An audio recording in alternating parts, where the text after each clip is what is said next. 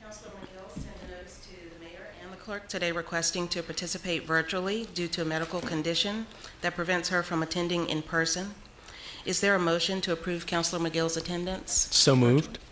Thank you. Is there a second? Second? Second. Okay. All in favor?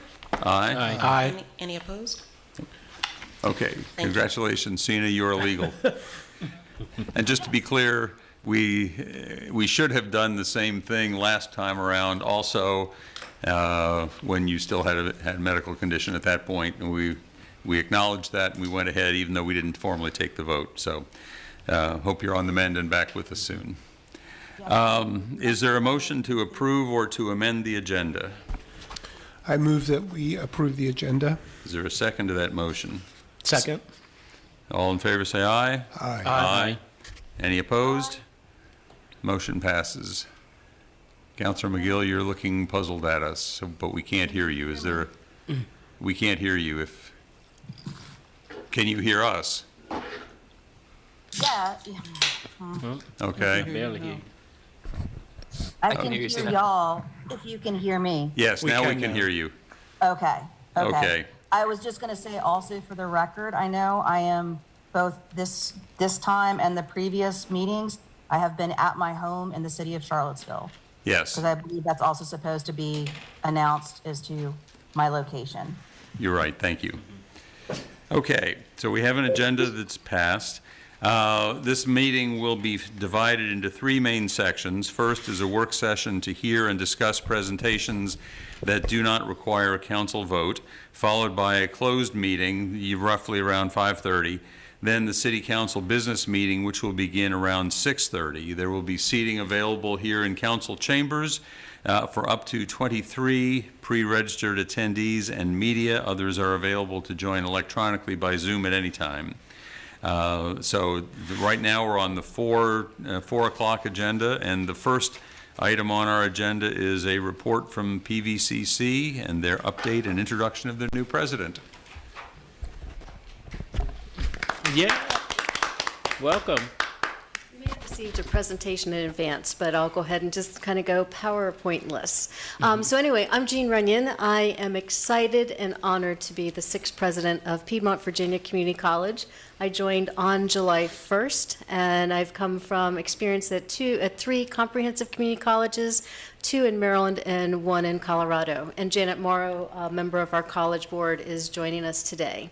And so this is just an opportunity for me to say, hello, I'm here, and I'm looking forward to really working with all of you and being part of the community where I live and serve. And so this is Piedmont, Virginia Community College's 50th anniversary.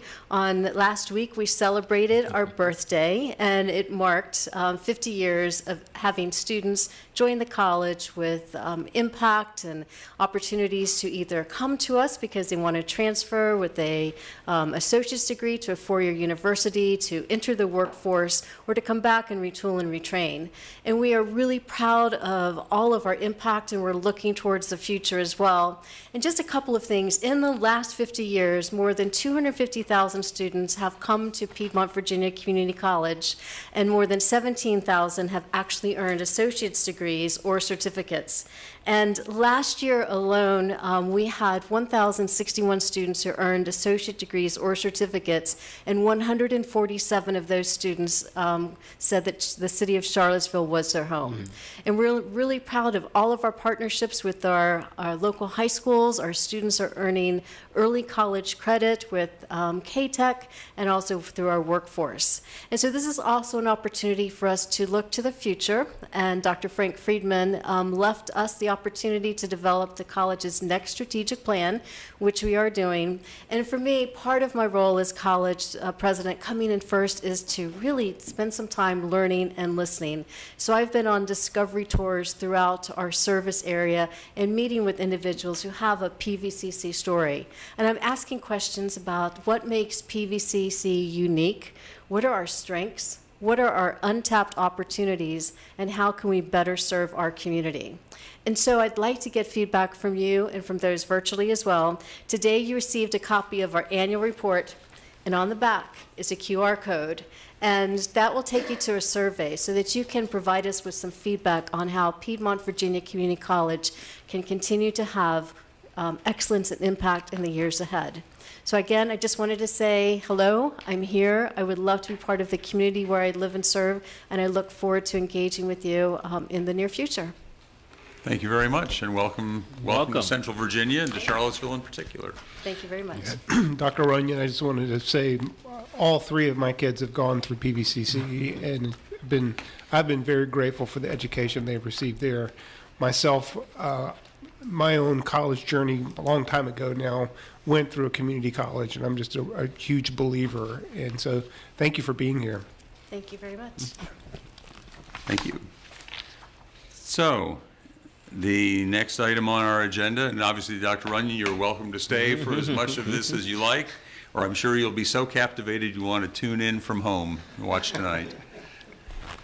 Thank you all. Next item is our Charlottesville Climate Action Plan. Who is presenting that?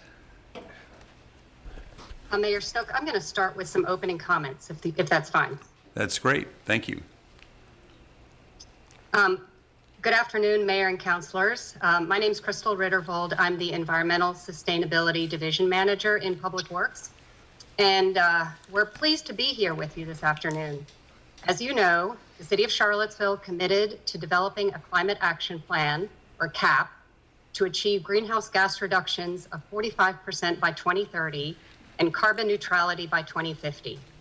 The CAP presents a strategic framework to prioritize actions to meet the 2030 goal and to position Charlottesville to achieve its 2050 goal.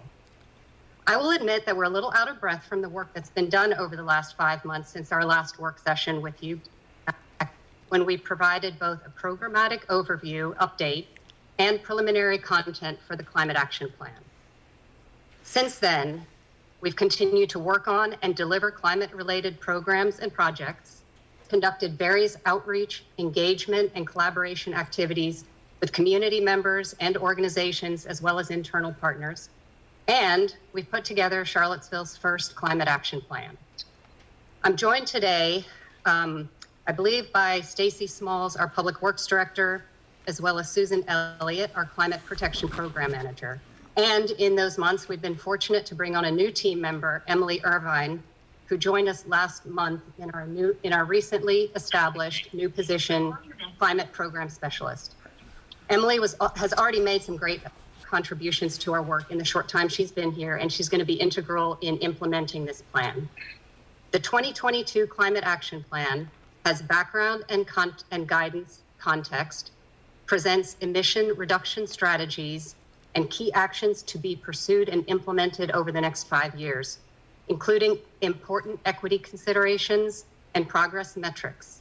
It identifies projects, programs, policies, processes, and some key resources needed to support action in the near term. Now that we have established what we need to do, we will turn to how to get it done. This is a community climate action plan. There are clearly actions that the city can and should take the lead on, and there are actions that the community can and should take the lead on. And there are some that we can do together. Council, you directed us to bring a climate plan forward, and here we are. I want to thank everyone who has contributed to bringing this plan together, and I appreciate in advance the hard work and the effort community-wide that will be involved in delivering on it. And so with that, Susan, if you would please go ahead with our presentation, and then we'll welcome your comments and questions. Thank you. Thank you. Great, thank you, everybody. We are here with our Climate Action Plan, which we have branded the efforts of Charlottesville's climate program, including the development of this plan and then what comes next, under the slogan of Charlottesville Acting on Climate Together, because it really is going to take all of us working together to make the transitions possible that we need to. So since, let me get my, there we go, okay. So since we were here before, we did speak a bit last time about what our approach was to developing this plan. And we took a multi-layered approach to the plan development. What that means is that we started off with Charlottesville's greenhouse gas emission reduction goals. That is what we were tasked to develop a plan to meet. We also included guidance from City Council, 2 different resolutions that were passed in 2019. The local climate action planning report that was a collaboration between the city, the county, and University of Virginia back in 2012. We looked at the comprehensive plan and the recently adopted pieces of that speak to the climate program. We looked at the community input that was received through the various stages of the CVIL Plans Together effort. We also had direct input from the community as well as staff. And then we also looked over at what is the data that our greenhouse gas inventories are telling us? Where are our emissions coming from, and where do we need to focus efforts in order to reduce those emissions?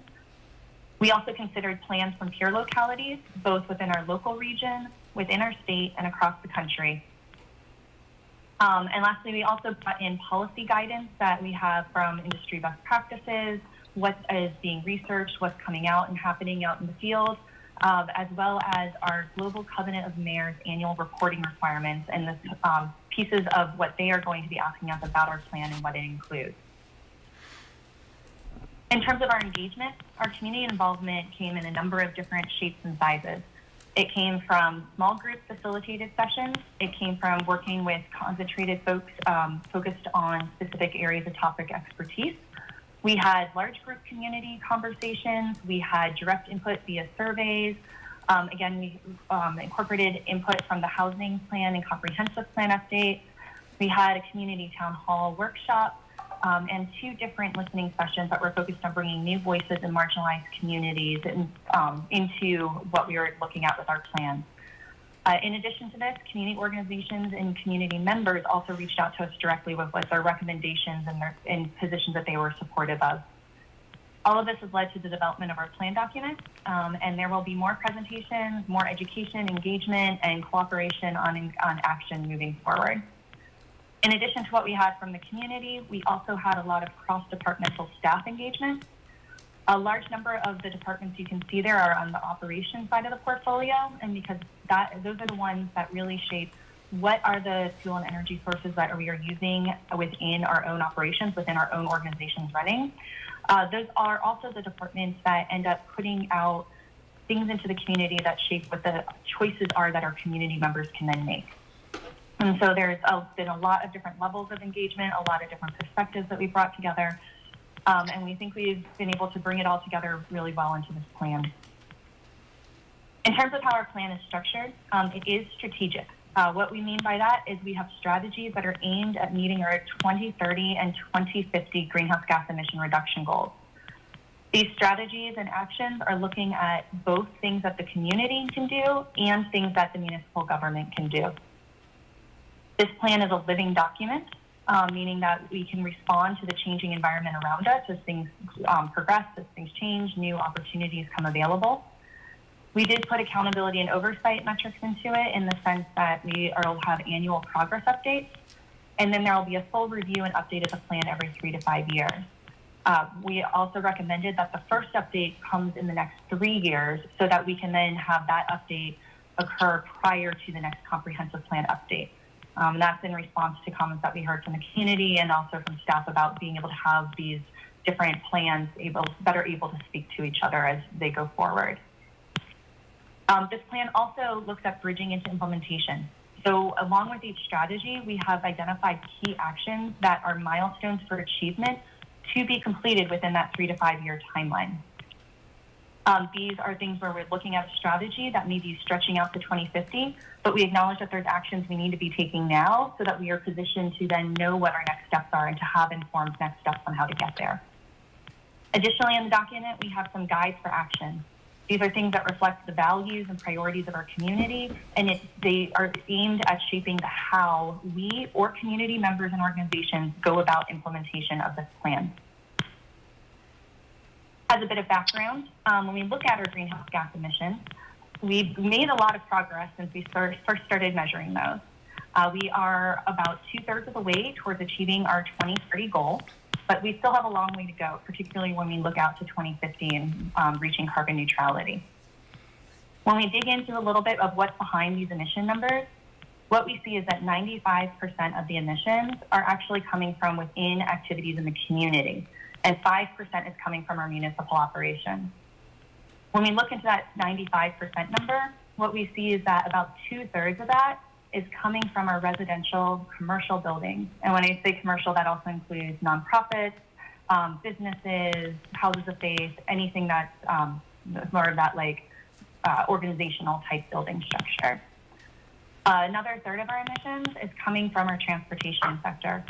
These are the emissions that are produced by all of us just getting around town to do what we do, whether it's for work, recreation, or other daily tasks that we have to do. And then there's 5% that's coming from our waste. These emission breakdowns, this is reflected into the structure of how the plan content is organized.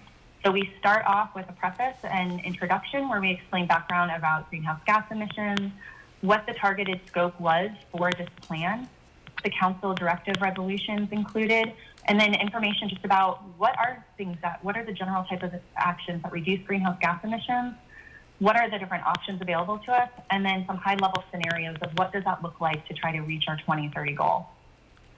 In chapters 5 through 9, we move into looking at what the strategies and key actions are. And these sections are broken out by looking at what our focus is within the community, what our focus is within our municipal operations, what is the role for the city in various facets of being a leader. And then it's starting to look at, once we have emissions out there, what are our options for drawing those down and removing emissions from the atmosphere, as well as some other items that are outside of our greenhouse gas inventory scope, but are things that are relevant to our community and or voiced by our community as values. Additionally, in each section, we talk about equity considerations. We identify sub-goals, and we also note where there are connections over to climate adaptation. One thing within our Global Covenant of Mayors commitment is we are developing both this emissions reduction plan, and in parallel, we are developing a climate adaptation plan, which our climate risk and vulnerability assessment was completed over this past year. And so those two pieces need to also be able to speak to each other and support each other. Looking at implementation of this plan and identifying supporting next steps, we have included a project and resource needs list. These are items that in the near term are restricting us from being able to take action and are things that are easily identifiable that we know need to be addressed in order to get movement. Recognizing the city has its zoning update process, we currently have a zoning alignment list in the plan. Right now, these are in general topics. Another next step for refining that is to put those categories in alignment with what the zoning approach is that's been put out so that there's a closer one-to-one match as people look across the two documents and the two processes.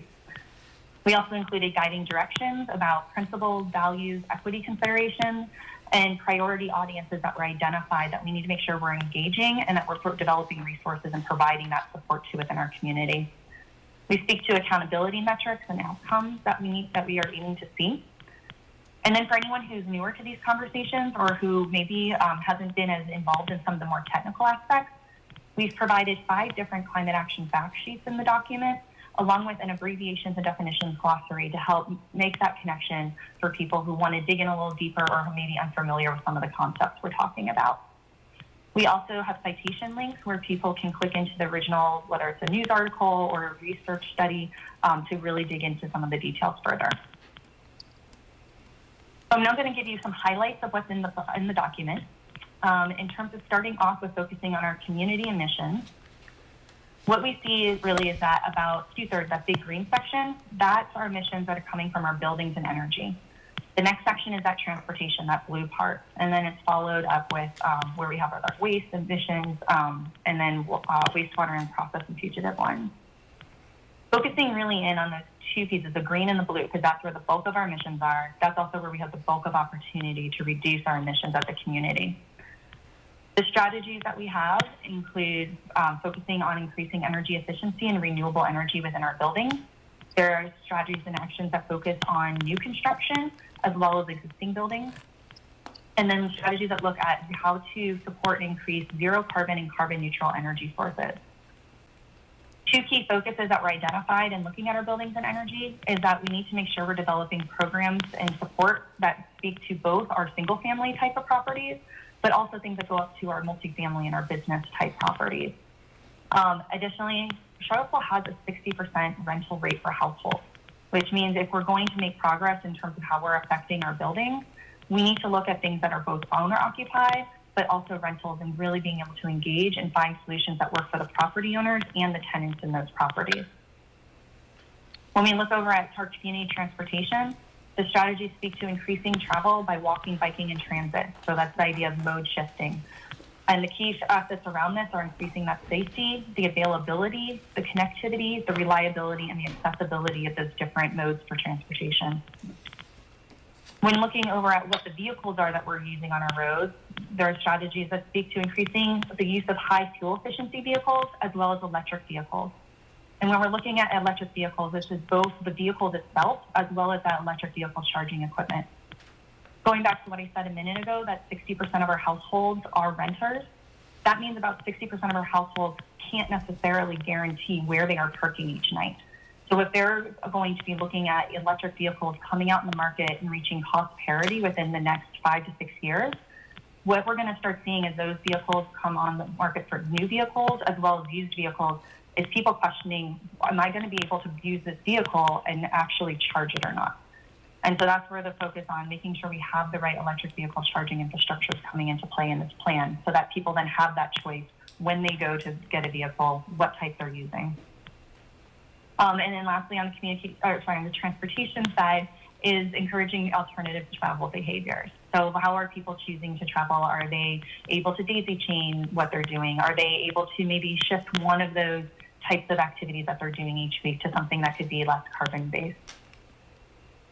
Connected into this idea of how we're developing our buildings and our transportation goes into what our land use patterns are. And this connects over into nature-based solutions. So particularly if we're looking at densifying more, we have to also understand and look at what we're doing as urban heat and the materials that are then retaining more heat within our urban environment. So nature-based solutions are one approach to being able to cool our urban heat, particularly putting these in areas that are around the building so buildings don't need to use as much energy to cool themselves, and along key transportation corridors, particularly those that are active outdoor corridors or access to transit. These techniques for nature-based solutions include tree canopy and various types of green space.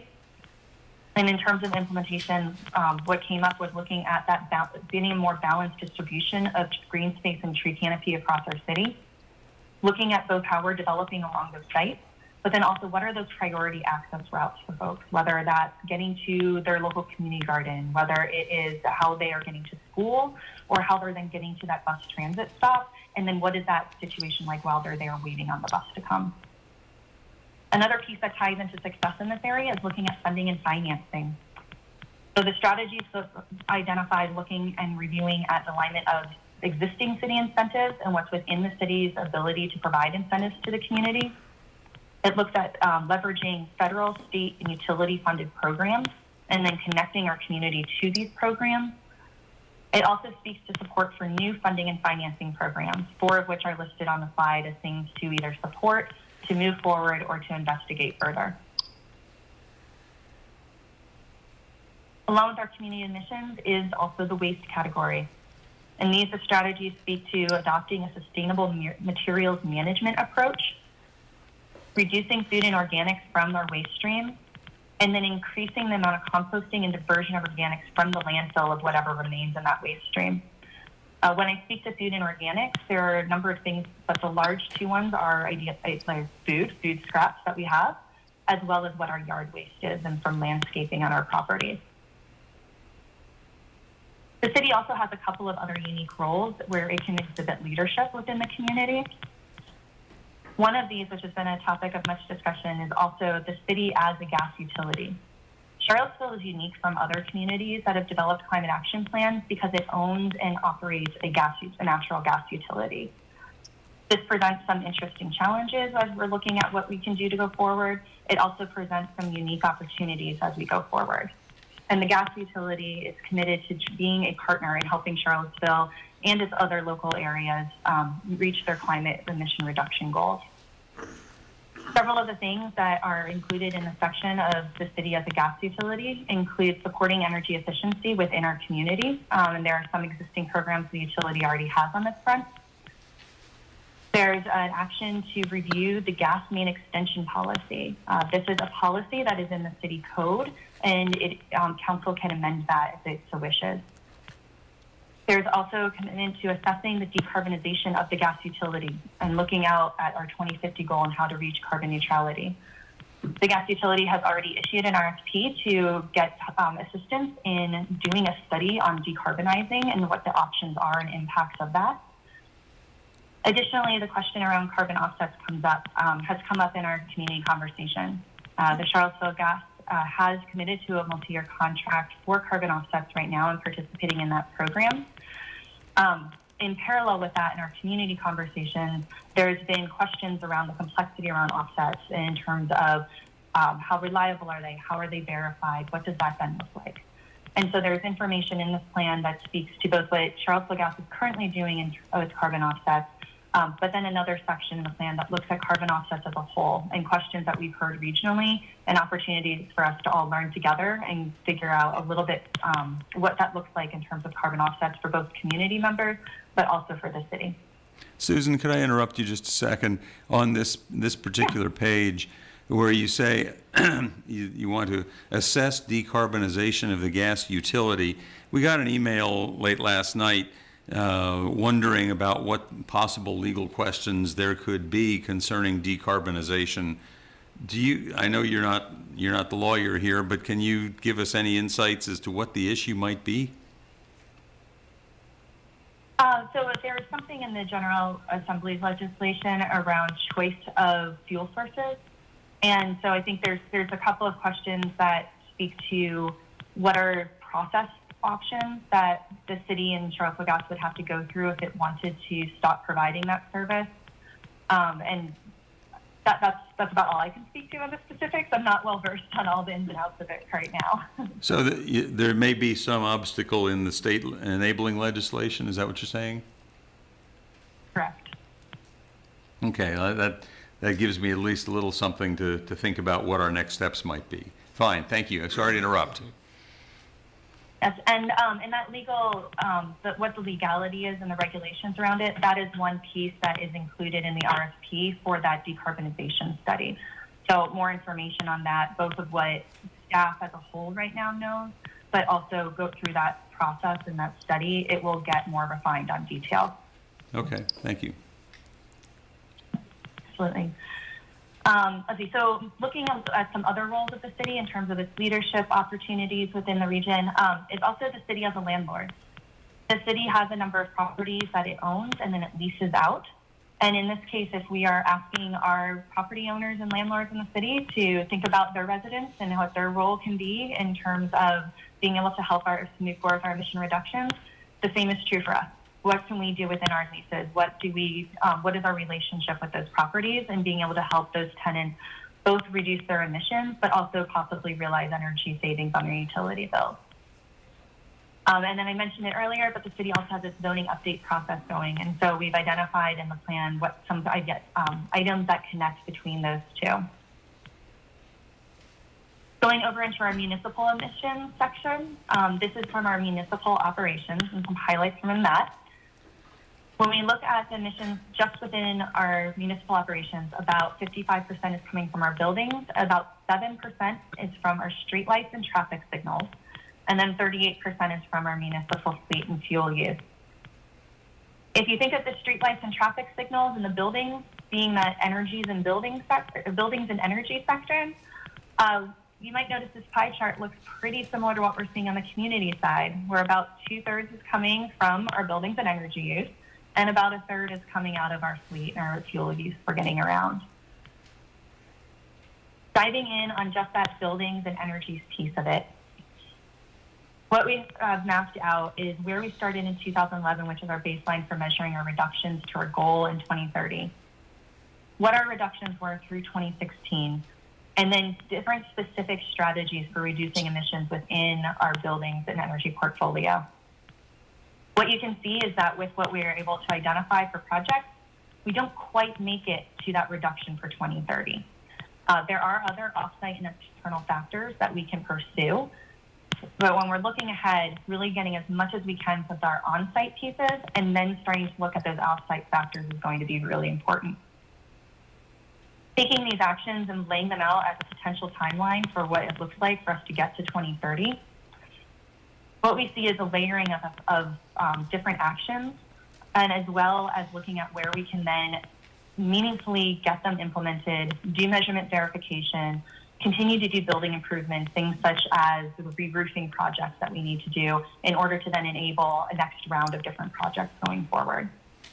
This timeline looks at getting as many things done as we can by 2027 and 2028, so that we can then properly assess what we have left to do in order to reach our 2030 goal and start working towards 2050.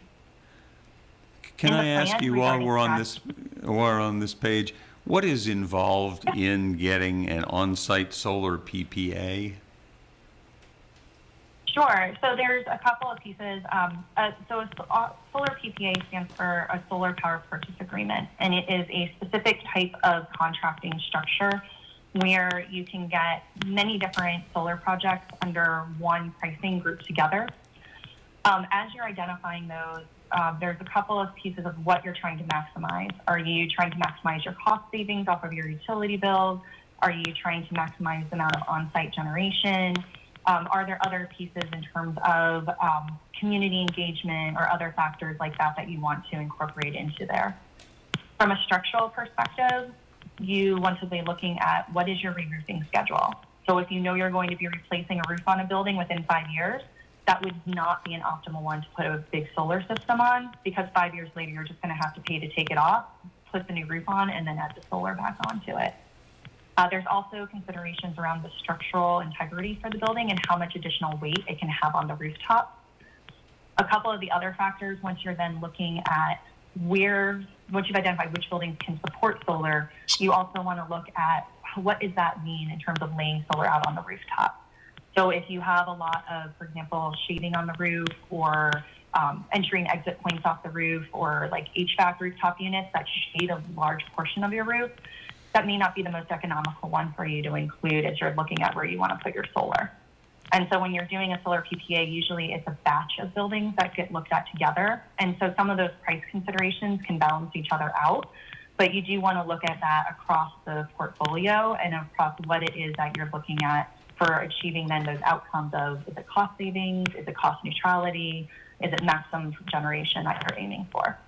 I guess what I'm wondering is, what you've described is the physical process for, I guess, for getting solar on a roof. But is there some difficulty with, I mean, I gather that the power purchase agreement is made with Dominion. If I could jump in real quick, I was just going to say there's a contracting piece of it, and there's a financing piece of it. And so it's a question of, do we establish what we want for the program goals and issue our own request for proposal? Do we evaluate the ability to use a cooperative procurement mechanism for a program that's already being deployed by another peer jurisdiction? And then what are the financing pieces of it? So what does it take? It takes some interdisciplinary city team to commit to looking at all the steps and going through them, and then pulling the trigger. Well, and I guess part of the reason for my question was I remember a few years ago learning somewhat unexpectedly that we, even if we had wanted at that particular point in time to enter into a PPA, that apparently the window had closed, or that there were not sufficient opportunities available, or something, that there was a legal obstacle as well as simply the practical obstacle of, can we put solar panels on the roof of Greenbrier School? Right, you're exactly right. The last time we had almost enough momentum to move forward, cap on the pilot program closed, and then that cap has been expanded with some legislation, so that's no longer the barrier. Are we likely to, I mean, is there still a cap, but it's just less confining? Yep, that's right. So we would be competing with other folks in the state to get to have more PPAs. Yeah, I mean, it's called subscribing to the program, and at the moment, that's not the barrier. So I think it is a very viable option for us to move further on. So the constraint at this point would be figuring out how the finances would work. determining which procurement method we're going to use, what the financing pieces are, and I think those are two critical ones. Is there a reason why, again, this is responsive to the email we got last night, is there a reason why we would want to be waiting 4 years before doing a second PPA? Yes, sir. You got my message? Yeah, I got your message. and I think that timeline really is for discussion purposes. Probably the biggest limiting factor on when we would do another one is when we have a roof that's ready for it. I got And you. so Okay.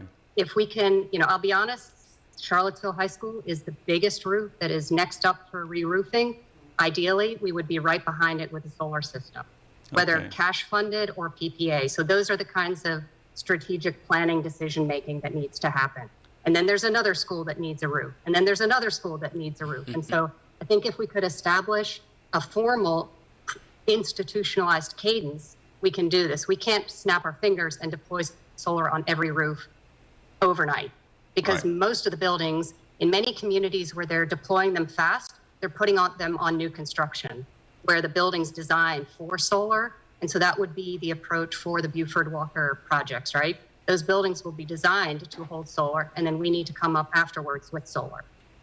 One of the other things that has come up as I've been driving around the country recently is a number of schools in particular have used their rather extensive parking lots to cover them over with solar power panels.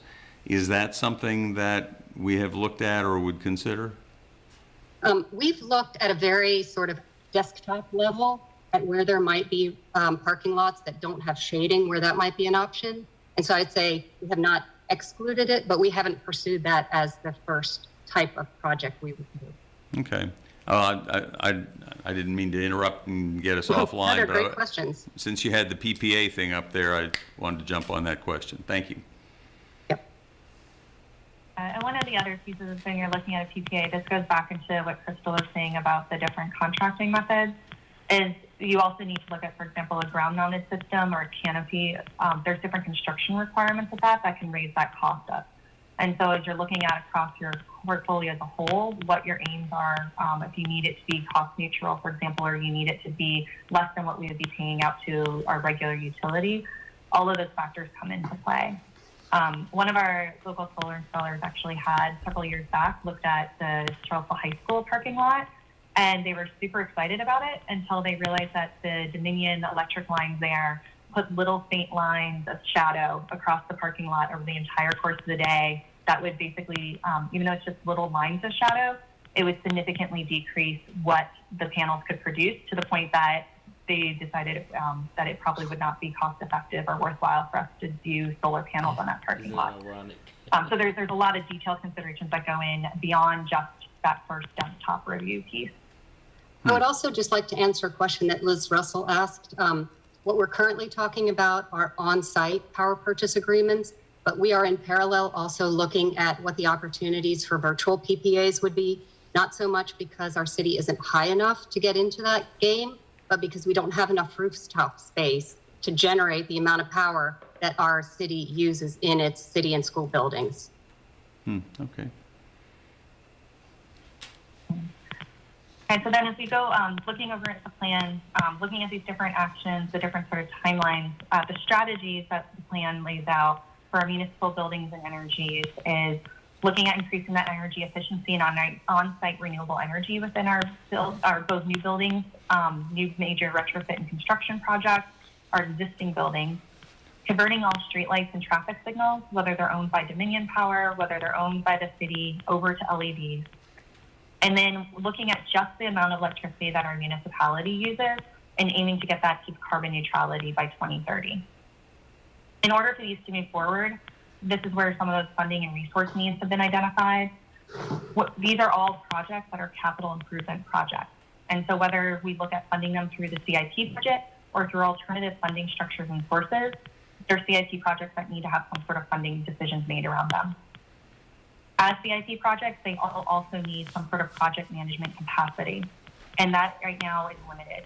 So either that means we need to look at assessing what the different priorities are and within our existing project management capacity, or the city needs to increase the amount of capacity it has to be able to support the projects moving forward. In terms of policy and process improvements, the plan also speaks to updating our green building policy, looking at how we can capture and allocate the operational energy cost savings from these different projects so that we can then help support their funding, as well as different opportunities and needs for cross-departmental collaboration and integration into different work plans.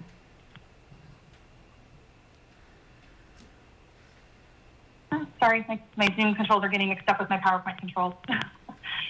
Looking at our municipal transportation and fuel use side of things, looking at the plan recommends adopting a green fleet policy and management approach. This means we need funding for vehicle replacements. It also looks at the EV charging equipment.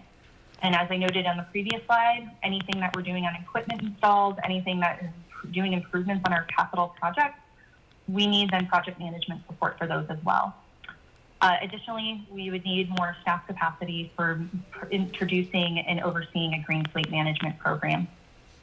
In regards specifically to our transit buses, there are different requirements that the FTA is putting on any sort of alternative fuel transition. And so Charlottesville Area Transit has an alternative fuel study underway currently. The results of this will then be used to inform where the city goes in terms of transitioning its buses off of diesel.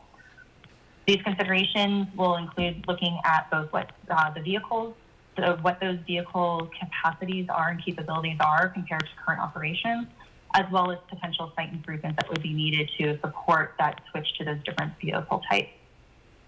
What those investments are could also include like a horizon of what is in that time investment if we're going to do those site improvements and those investments in those vehicles. What does that mean in terms of looking out over a 2030 and 2050 timeline for what those fuels are and what sort of emissions we would be seeing from those? Additionally, captured in our municipal transportation and fuel use section are other mobile assets. This is largely our landscaping equipment or backup generators that are mobile that we move around within the city. To support improvements and emission reduction in this area, it's looking at funding and assessing what equipment replacement options there are for electric power replacements, as well as looking at operational changes that we can do, such as reduced mowing. When we look across the plan as a whole, there's a lot of things that are strategies that we're speaking to along with those key actions. So in terms of a quick summary of things we've talked about today of what does the climate action plan look like in action, here's a compiled list of some of the items we talked about. At the top, we have things that are focused specifically on our city operations that are within our city organization, its responsibility and roles and abilities. On the bottom half, we're seeing things that are out in the community that support reductions of emissions within our community. Actions in this space can be led by the city. They can also be led by community members or by community organizations, or they could be done through a partnership between the two. But there's definitely nothing on here that is necessarily dependent on the city having to take that lead or only the city taking the lead. There are options for many people in the community to take action, and we're very excited as we go forward to also work with folks and hear what it is that they want to take ownership of or that they want to lead and move forward. And then as we look forward after tonight for next steps, we will be rolling out this plan, speaking with different advisory committees, different organizations within the community, and hearing from different community members directly as to city departments of what is in the plan, what they see that they have as priorities, how this most closely relates to their work, and then which parts do they see a role that they would like to play in helping to implement this plan. As we start to hear this more, and we're confident this is all gelling, we'll be moving out into a document layout and design, and then initiating the comprehensive plan amendment process. One other thing just to note is that this is a living document, and so this, while it will be integrated with various organizations' work plans, we will also be coming back to you all with updates at least annually before we then come about with that 3 to 5 year full review and update. So moving into discussion, we wanted to open it up for you all first in terms of comments, reactions, and thoughts, same thing we're going to be doing when we reach out to others in the community. We'd like to hear if we have your support for moving forward on this, as well as do we have support to get an opening letter from council to put into our climate action plan process. And sorry, before we begin, Councilor McGill texted that she tried to speak during the PVCC section, and I guess her audio, they said they could hear her on the Zoom, but we still can't hear her, so just. No? So Okay. can you now? Oh, Now there we we can go. hear you. Okay, now it works. Okay. Never mind. Yeah. Oh, that's While we good. got you, Sina, what do you have for us? I'm good. Well, the only thing I would like to see is, once we're moving past this, I really like the presentation. It's, I had read through the whole plan. This really, I feel, kind of pinpoints and summarizes some things much better for me in a more understandable manner. And I appreciate the work that's been going into all of this. What is the plan for the community kind of comment period of this? Once you get the letter from council saying, yes, this is the direction we're happy you're going in. Yeah, so in terms of community comments, we've already started getting some things in from folks since we announced last week that the document was out on the website. It is a living document, and so I think it somewhat depends on what it is that we're hearing back from folks. We do have our ongoing climate program, and so depending on what the comments are, it may be things that we can roll into our activities in terms of implementing the plan, in terms of what we're doing with our program activities over this year before we then get to that one-year progress update piece. If it's something substantial that we've just completely missed, that would warrant us trying to do an update prior to that. So it kind of depends on what the feedback is that we end up hearing from folks. And then the second piece, I noticed there was a lot of comments in the chat about how can we address other opportunities besides CIP. I know that Mr. Sanders has been working on, there's been a grant. We've had a position for the city for a grant writer, which we are trying to fill. And this would fall under, in my understanding, in that area as well, because the Build Back Better plan in particular has quite a bit of access. We are very aware of that. I know Mr. Sanders and Mr. Rogers and Ms. Marshall have been working very hard to try to bring someone in to only focus on the grant piece. But as we see across the city and across the nation right now, we are having difficulty hiring people. So one example in terms of funding piece, and this I think speaks to one of the other comments that was in the chat, what we were speaking about earlier, solar power purchase agreement. That is one type of project, is one type of example. So I don't want to say this is applicable to every single type of action we may go forward with. But many of those, you can structure it so that the city does not have to put any upfront money down. What it is that someone else provides the financing for the panel, and then the contract is structured in advance that we know how much we would be paying per kilowatt hour of energy that those panels are generating for us. And this goes back to what we're talking about, what is the cost to actually then construct and install those panels onto the building. For many of these contracts, that cost that we would be paying per kilowatt hour can be equal or less than what we would be paying to our electric utility each year. And so the question becomes not so much what is that upfront amount of money that we need to contribute to the project. It becomes a question of our internal budgeting, that when we're looking at what budget lines those cost savings are existing on across many, many different budget cost centers, are we able to capture those and consolidate them in a way that we can then pay for that solar PPA for the length of its contract each year. So it's more of a shifting where the money is coming from on the operational side, rather than needing to do a capital improvement investment. That said, all the other things that tie into capital improvements on how that flows into project manager work time and capacity, where that fits in terms of priorities of other capital projects. All of those pieces are still at play. It's just shifting that funding and contracting mechanism to something that doesn't need the CIP dollars associated with it. One of the other projects that we currently have the technical audits for is the Energy Savings Performance Contract, also referred to as an ESPC. that is another structure, a funding structure that the city is pursuing and currently in conversations around what does that look like in terms of funding the improvements that those technical audits are identifying that we would then need to move forward with.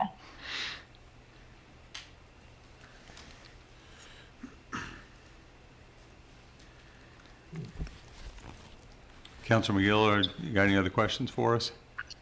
I'm good for now. Okay. Just want to make sure I didn't forget you this time around. Councilor Payne, how about you down at that end? Yeah, I mean, a lot of this we discussed the other week, but I guess some of them again.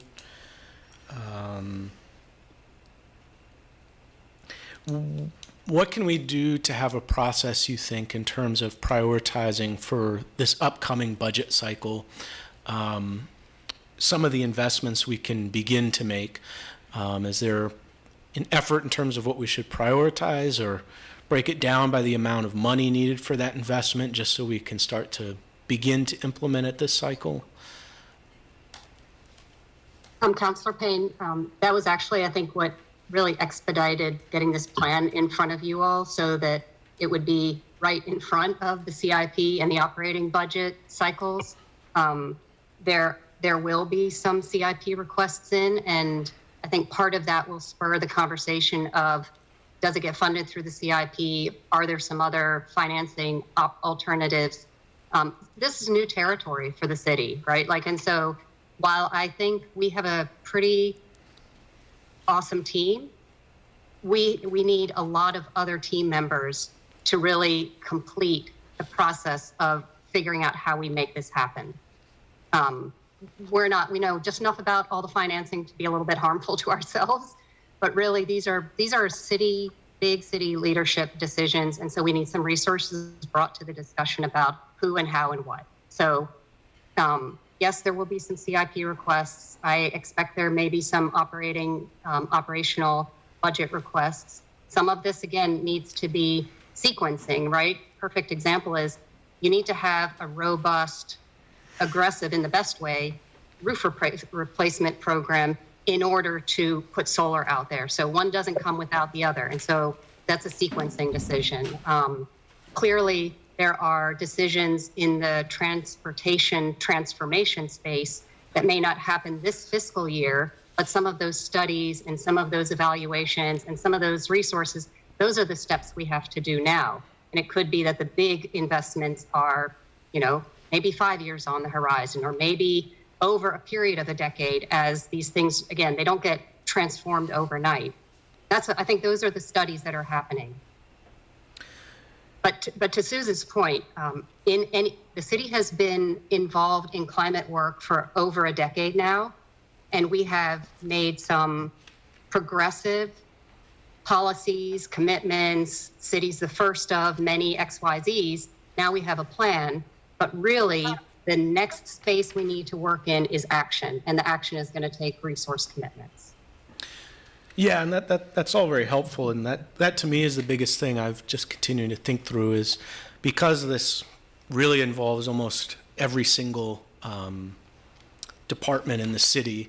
If you think about the whole plan, how do we on council figure out how we begin to take that action in a strategic way?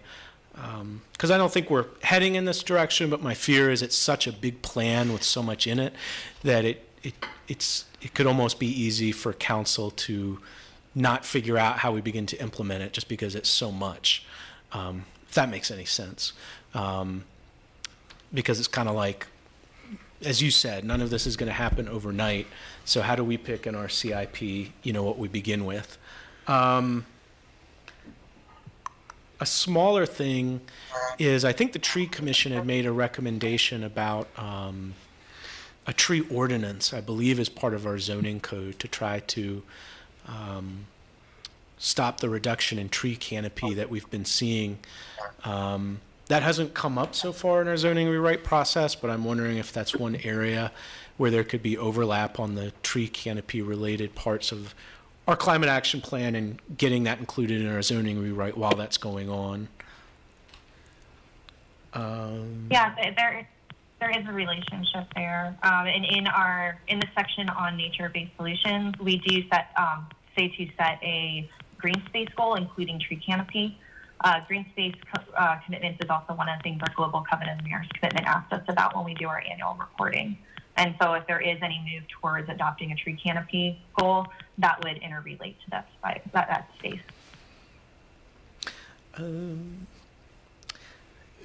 The mayor touched on this a little bit, but when it comes to the natural gas utility, what is the thought about, not only doing those studies about future connections, decarbonization of it, but recognizing that it's a municipally owned utility, is there a way to diversify the work that it's doing? We got an email last night that referenced if the natural gas utility could get involved in selling community solar as part of its work, or taking advantage of some of the programs in the Inflation Reduction Act, which could maybe help diversify the work that it's doing to not only include natural gas, but community solar and other electrification. Is that something that seems feasible or worth more explicitly including? Well, I would respond to that. The word decarbonization study is kind of wonky, but if you look at the scope for that work, it requests that the consultant, in fact, take a look at these various types of programming, whether it's expanding the energy efficiency work that they currently do or exploring some of these other suggestions.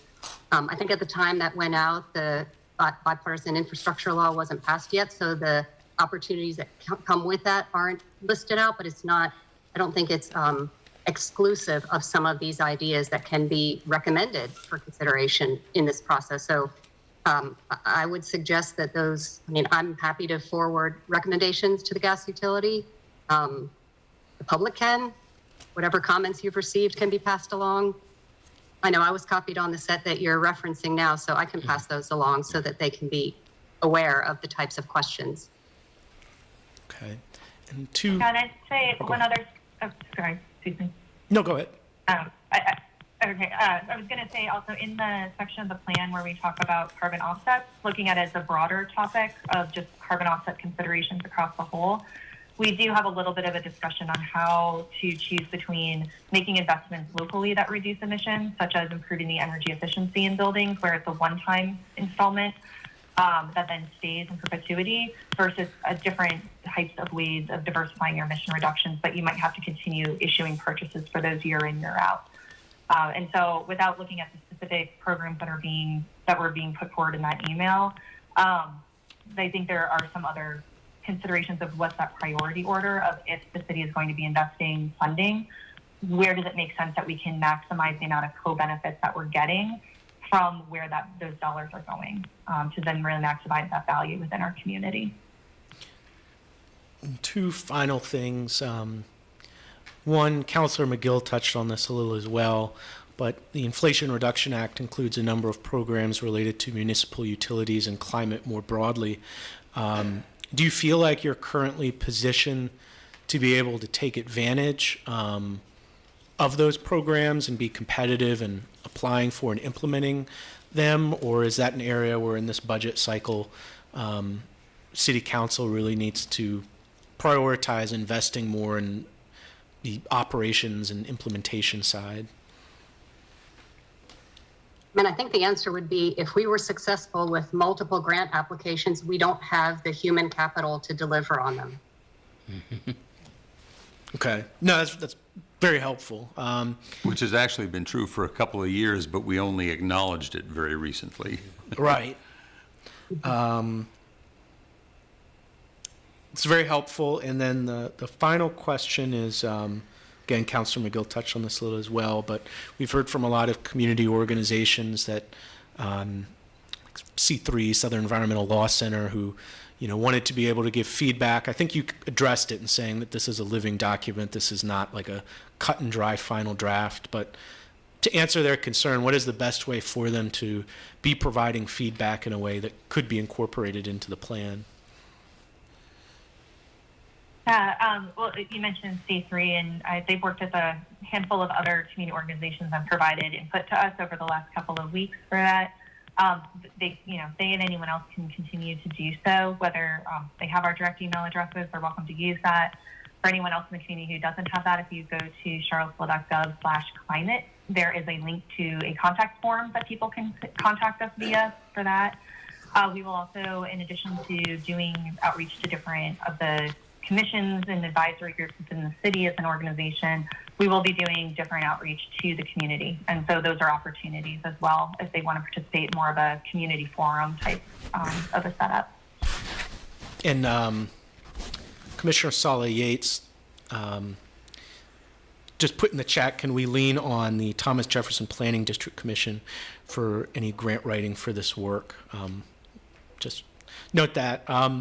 But yeah, that's all I have, and I just do want to acknowledge, I think this is an enormous step forward, and I think this really does include a lot of the stuff the community's been talking about, and it's great that, this is lined up before our upcoming budget cycle.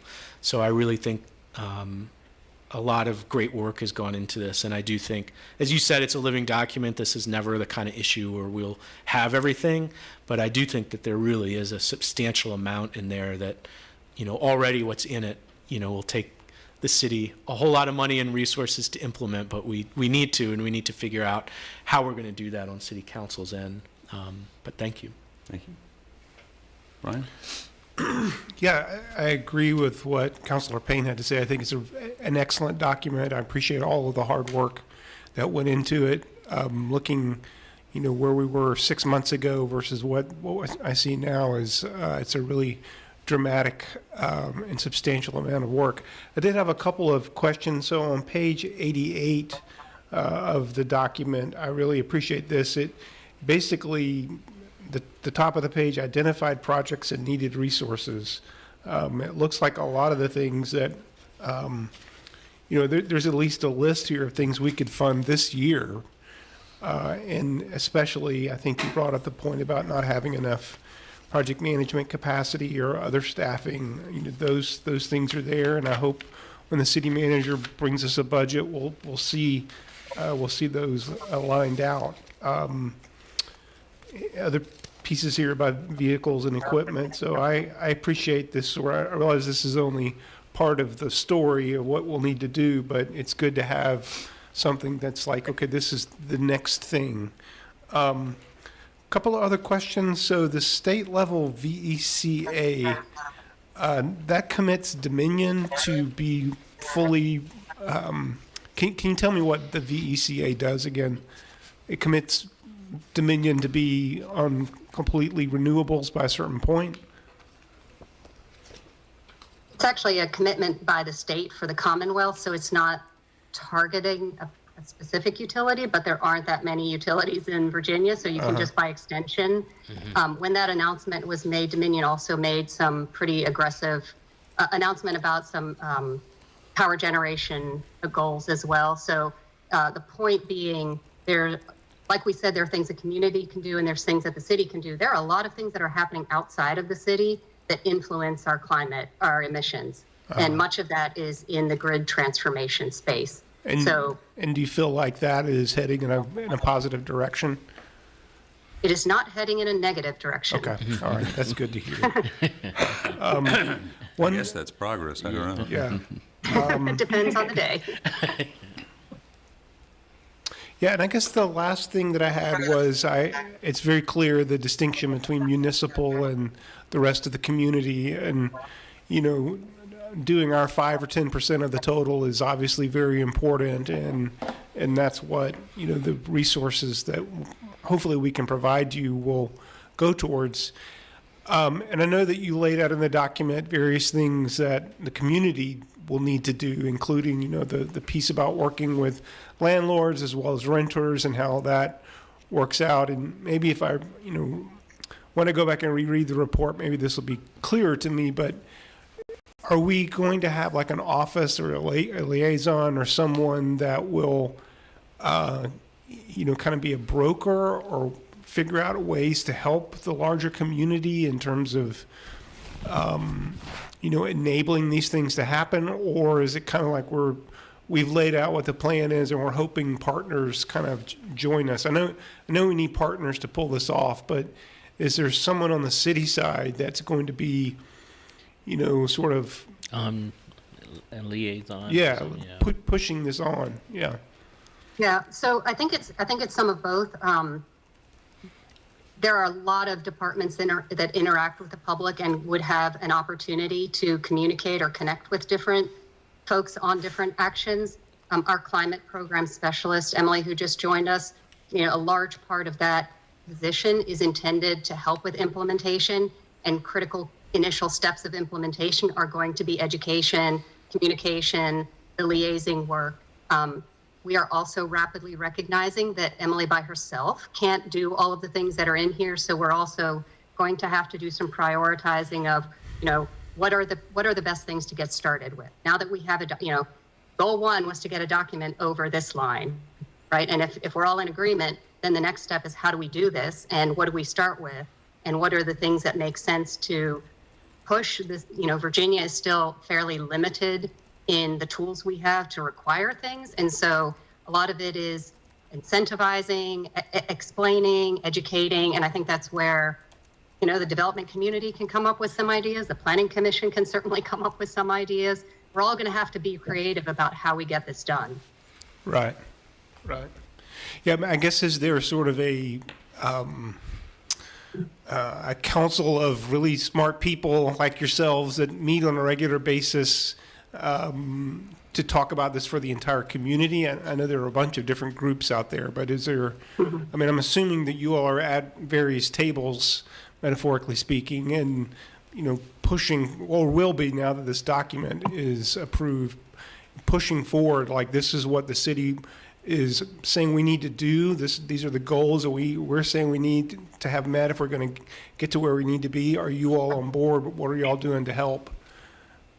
Yeah, so I think part of that is what Susan was referencing with this rollout, is to get some of that initial sense of, are there other entities, players, partners who will take ownership of some of these things? Or do we come back from that and realize that there's a lot more work that needs to be done in that engagement space? Right.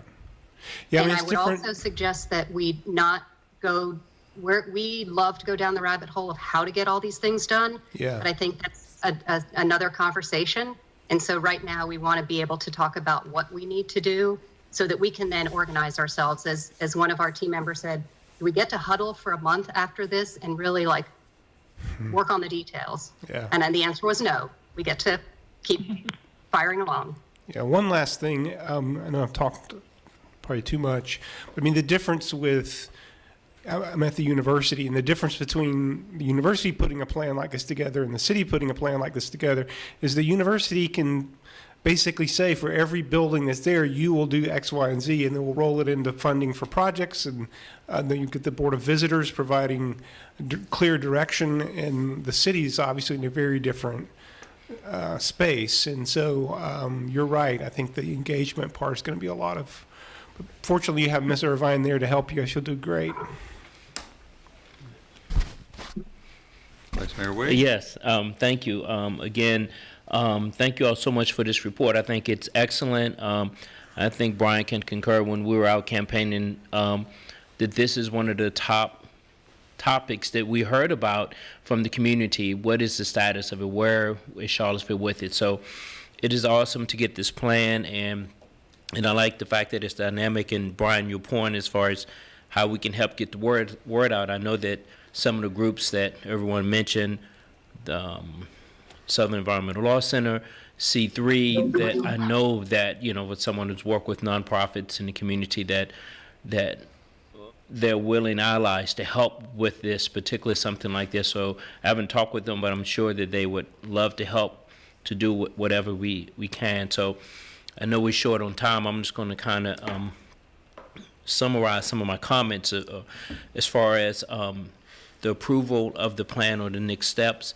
It looks like it's going to definitely take place before we do the zoning ordinance, and so we just have to make sure. I just hate to have something in either report that conflicts with the other, and I think that that could easily happen, not knowing, because we're going to get so focused on one or the other. But I'm glad that both plans are going to be dynamic, that we can change them as we need to. I think that's fine, and we need to be able to move that forward. Working with being on the school board, for many years, I'm glad that we're working with the schools. I know some of the buildings are really old and they may not have the infrastructure for them, but we have taken care of the buildings, and I think that we could be in a good position to do that. It was kind of ironic that you're saying that the parking lot may not be a good location because of Dominion power lines, the poles and things. I thought that was pretty ironic that that was said. But it really comes down to, we could do everything we can. I think it's only said it's like 5%. I think that we really need to support organizations like AHIP and LEAP and things like that, because it's our homes that we're in. I think that we can have the biggest impact, and we can set policy for new buildings that we want to see as make them as strong as possible. But for the individual homes to winterize them, I think that so much energy is lost there, and we're going to produce more to keep them warm. And if we could just have an impact there, I just think that our efforts will go a long way. But I understand what we can control. And as far as new buildings, I know that Friendship Court, they're going to have solar panels on their new buildings. I think that's awesome. Those are the type of things that we need to do. I know that C3 and others will be reaching out to you with comments as well on this. I know that they're happy that this is done. I did have one question, and it may have been said, but the presentation was kind of muffled a little bit. But what is the Virginia Green Bank? That was in one of the slides. It's one little bullet out of a lot of them. Do you recall what that is? You're muted, Susan. No, you're not. Can you hear There me? you go. Yeah. Got me now? Okay, sorry Yeah. about that.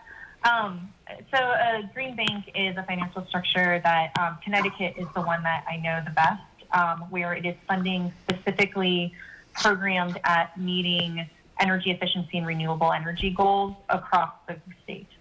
And so it's money is loaned out for those projects.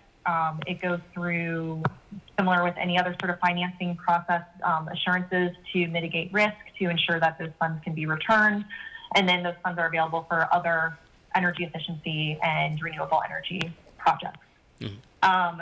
One of the things that Connecticut has done is, in addition to looking at its financing structures to make sure that risk mitigation, that the money is going to come back, that it's a reliable investment, because it is on energy efficiency and renewable energy, they're also looking at what are those environmental and economic benefits that are coming from those projects, both to the household, but also in terms of emission reductions.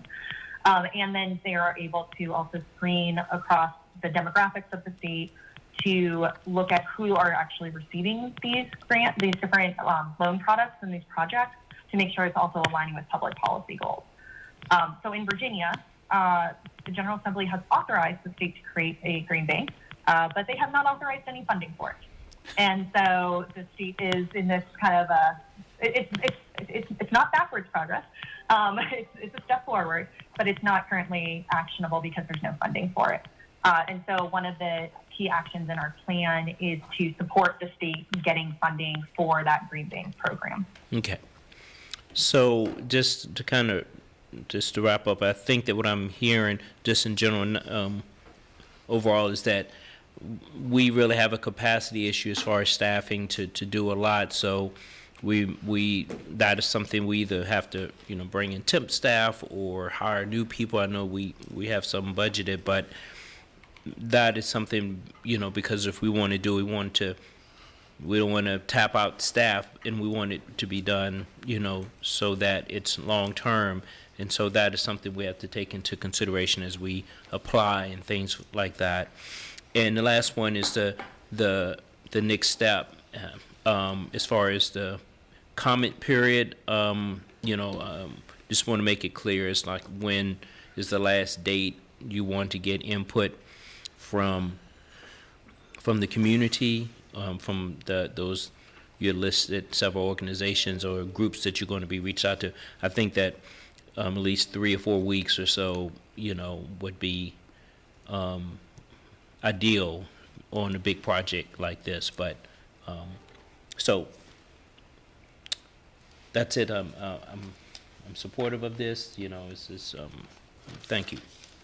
So I have a couple of questions. The last 2 pages of your presentation, I don't think duplicate anything that is in the report that we received. It was a list of climate action plan in action things that you were suggesting, and maybe it was just that it was different formatting, and I was looking for something with the same formatting, didn't see it. I thought that the next to the last page with that list of things that I interpreted as being a list of things that we basically could and should be starting with. And if that's what your intent was, that's certainly the intent that I took away from it. I love that. I hope we can get, first of all, can we get a copy of that list presented that way, because I thought it was very effective. Second, that seems to me to be the basis for any statement that we would make going forward about what we think the city as a whole should be doing. I mean, if that's either that or that list, or a few things from that list, and maybe a few other things that might come to mind. But that, to me, as I looked at the initial draft of the report that we got, my thought was, this is very comprehensive, but it doesn't tell me what to do tomorrow. And I want to know I need you all to tell me what to do tomorrow or next month or whatever. And that was the place that I saw the list, and I thought that was excellent. I will also say I really, really, really appreciate the fact that we're receiving this in October. I've only been on council now for 3 budget sessions or 3 budget preparations, and every time it's been enormously frustrating that somebody comes out with a grand and glorious plan in March. We have no ability to process a plan in March. We may be able to process it now in October, but we can't in March. And so I really appreciate the fact that we're getting this in time to think about it before it has to go into the comprehensive plan, before it has to go into the CIP, and we can begin to make some trade-offs and do some deciding before we get there. I didn't notice whether there was anything in here that talked about how often we would sort of update the greenhouse gas inventory. Is that part of what was in there someplace and I just missed it? So the commitment to updating our greenhouse gas inventory is not spoken to specifically within the plan, because that's part of our ongoing commitment to the Global Covenant of Mayors. So we actually do update that every year. We are required to do it at least every 2 years. Okay, because I remember, and it may have been 2 years ago, when I asked about it, I was told, oh, we don't do it that frequently. So anyway, I'm glad that for whatever reason that it's going to be done more frequently. I wonder if you could comment. I had been told, and I have been telling people since as though it was gospel truth, and I hope it's true, that most of the reduction that we have actually gotten to claim has been because Dominion Power has been changing its carbon mix in how they produce power. And so we get to claim significant savings in power, in carbon expenditures, largely because Dominion is now moving to better means of preparing power. Is that a fair statement, or am I going for a headline rather than substance?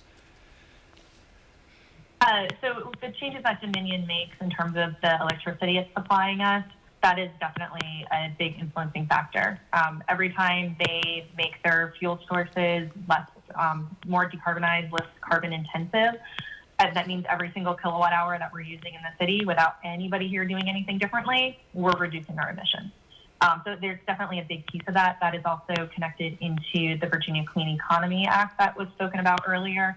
And on that slide, the teal, kind of light blue municipal options, that's one of those off-site factors that comes into play with that.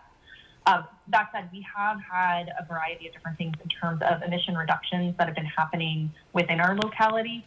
Some of the things that makes it hard to see that in the data is that if we are increasing our growth, so like let's think about the number of additional computers and devices and everything that we're using in our homes now, even if we're decreasing energy use in some areas, if we're increasing it in others, that starts to come through in our data as though it's neutral.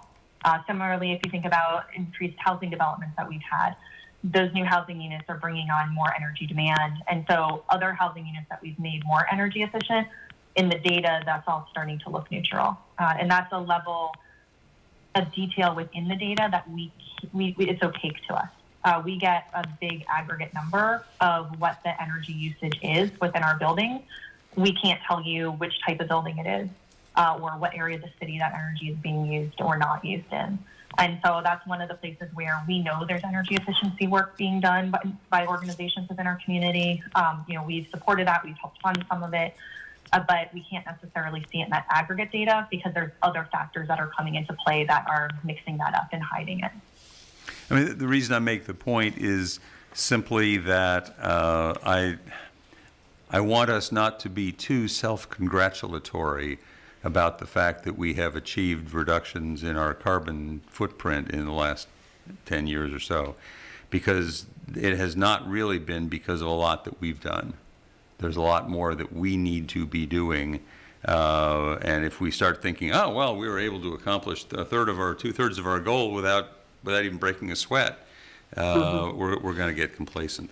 I had two other very quick points. First is relating to the greenhouse gas inventory. Is there any way that you calculate or take into account things like the new construction techniques at the Apex Energy building? Or do we factor into the greenhouse gas inventory the carbon consumption of the construction process? No, that's not one of the things. We're looking at not those upstream pieces are not part of what we're able to calculate. Okay, so if it doesn't result in gasoline being consumed in Charlottesville, or diesel fuel consumed in Charlottesville, or electric power being consumed in Charlottesville, I'm grossly oversimplifying. We're not going to see it in the greenhouse gas inventory. Right. We're not going to see it in the bean counting, but we're going to see it in the actual, those are items, I think they're later in the report that talk about other strategies that we don't have the refined accounting ability for, but they still are relevant to climate action. Yeah. And the last thing I will say is, when I campaigned 3.5 years ago, I went around the city saying, we need LED streetlights. And people said, you can't do that. Dominion Power will never agree to it. And but you can. I'm glad that we can, and I hope we will. Those are my only comments. I do think, as I said before, I'm very much encouraged that we have a list of things we can get started with. And I know that at the 4 o'clock meetings, we don't make decisions and take votes on things, but I suppose one thing we can do is to say to the city managers, hey, before, either maybe it would be reasonable to say the first meeting in November, can we have some way of moving forward with this, that if we need to have a letter, if we need to have a resolution, something like that, that's fine. If we need to come up with our own little list of things, that's fine, but let's figure out what our next step is going to be. Okay. Okay. So it's not a public hearing, but anyway. So is there anything else on our agenda for right now? I'm happy to talk to you. You can tell me afterwards. If not, we have to go into closed session and take a recess. Yeah, and I have something here to read. Yep. Okay. Pursuant to Section 2.2-3712 of the Virginia Code, I hereby move that the City Council close this open meeting and convene within a closed meeting as authorized by Virginia Code Section 2.2-3711 A, A7, and A8 for consultation with legal counsel and briefing by staff pertaining to pending litigation, federal court case number 3:22-CV-35, Western District of Virginia, where consultation or briefing in open meeting would adversely affect the negotiating or litigating posture of the city and various city officials, and consultation with legal counsel regarding proposed amendments for use, access, management, construction, improvement, or maintenance of land and facilities within Penn Park and McIntyre Park. The proposed agreements for those What did I say? amendments. Agreements, sorry. Okay, we have a motion. Is there a second? Second. So this is, we can just do by voice vote. All in favor, say aye. Aye. All opposed? The motion passes. Council will now be in closed session. We will return to a different Zoom link for the 6:30 meeting. So if there are folks out there who are watching who want to tune in at 6:30, it's going to be a different link. See you all in an hour.